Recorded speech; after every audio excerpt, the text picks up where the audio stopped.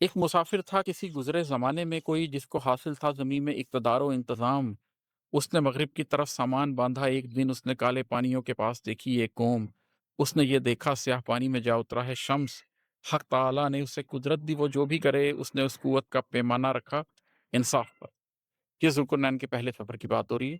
یہ سمپلی ایک طرح سے ترجمہ ہے جو قرآن کی آیات ہیں کہ ذوالقرنین نے پہلا سفر کیا۔ اللہ نے ان کو زمین میں ہر طرح کا اقتدار اور انتظام دیا ہوا تھا۔ مغرب کی طرف انہوں نے کالے پانیوں کے پاس ایک زمین دیکھی، دیکھا وہاں سورج ڈوب رہا ہے۔ انہوں نے اللہ تعالیٰ نے انہیں قدرت دی کہ وہ جو بھی کریں، لیکن انہوں نے اس قدرت کے باوجود انصاف اور حق کا پیمانہ رکھا۔ اگلا بند دوسرے سفر کے بارے میں بتاتا ہے۔ پھر کیا آغاز اس نے ایک سفر مشرق کی سمت، پھر ملی ایک قوم جو بے اوٹ اور بے حال تھی۔ پھر کیا آغاز اس نے ایک سفر مشرق کی سمت، پھر ملی ایک قوم جو بے اوٹ اور بے حال تھی۔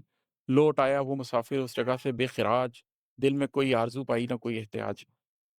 اس نے وہ قوم دیکھی، اسے بھی پتا تھا کہ یہاں بڑے نیچرل ریسورسز ہیں، بڑے منرلز ہیں، بڑا کچھ نکالا جا سکتا، لیکن وہ آرام سے واپس آ گیا۔ اسے غریب قوموں کو لوٹنے کا، غریب قوموں کو برباد کرنے کا کوئی شوق نہیں تھا۔ آج کی پاورز کی طرح نہیں تھا، جن کو منرلز کے لیے کوئی ملک چاہیے، سلیوز کے لیے کوئی اور ملک چاہیے، آئل کے لیے کوئی اور ملک چاہیے۔ پھر تیسرا بند اب تیسرے سفر کی بات کرتا ہے۔ پھر کیا اس نے سفر انجان رستے کی طرف، مشرق و مغرب سے ہٹ کر کس طرف، یہ سوچیے۔ کچھ نشانے راہ مل سکتے ہیں، ان سے کھوجیے۔ پھر کیا اس نے سفر انجان رستے کی طرف، مشرق و مغرب سے ہٹ کر کس طرف، یہ سوچیے۔ کچھ نشانے راہ مل سکتے ہیں، ان سے کھوجیے۔ مشرق و مغرب کے رستوں سے گزر آیا ہے وہ، اب پہاڑوں کی طرف پہنچا ہے رستہ پاٹ کر۔ مغربی رستوں پہ کالے پانیوں کو ڈھونڈیے، مشرقی رستوں پہ میدانی علاقے دیکھیے۔ پھر پہاڑوں کو تلاشیں کس طرف موجود ہیں، لوہے اور تانبے کے پھر دیکھیں ذخائر ہیں کہاں۔ ایک ایسی قوم ہے جس کی زباں دشوار ہے، جو خراج مال دینے کے لیے تیار ہے۔ اور اتنے نشانوں کے سوا ایک بات ہے، جان جائیں جس کو تو ہر زاویہ اثبات ہے۔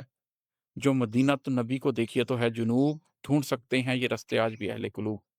یہ بند پوری جغرافی آپ کو بتا رہا ہے کہ مغرب کا سفر وہ پہلے ہی کر چکے ہیں، وہاں پر انہیں ایک کالا پانی ملا، ڈیڈ سی۔ مشرق کا سفر وہ پہلے ہی کر چکے ہیں، جہاں پر ان کو زمینیں ملی۔ مدینہ تو نبی تیسری طرف ہے جو کہ شمال میں ہے، اور چوتھی طرف جنوب ہے، اور وہاں پر پہاڑ ہیں، اور ہمیں پتہ چلتا ہے کہ کوکس ماؤنٹنز ہیں، اور یہاں پر لوہے اور تانبے کے ذخائر بھی موجود ہیں، اور یہاں پر بہت مشکل پہاڑی درے بھی ہیں۔ اور اس کے دوسری طرف جو قوم آباد تھی، ان کی زبانیں بہت فرق تھی۔ تو یقیناً یاجوج ماجوج جس جگہ سے آغاز کیا انہوں نے، وہ جارجیا میں ان کوکس ماؤنٹنز کے دوسری طرف جو قوم آباد تھی وہ قومیں ہیں۔ اور بعد کی ہسٹری سے ہمیں پتہ چلتا ہے کہ یہ قوم بیسیکلی خضر کی قوم تھی، جو کہ بعد میں جوڈائزم کی طرف کنورٹ ہو گئے تھے، اور آج ہم ان کو یورپین جیوز بولتے ہیں۔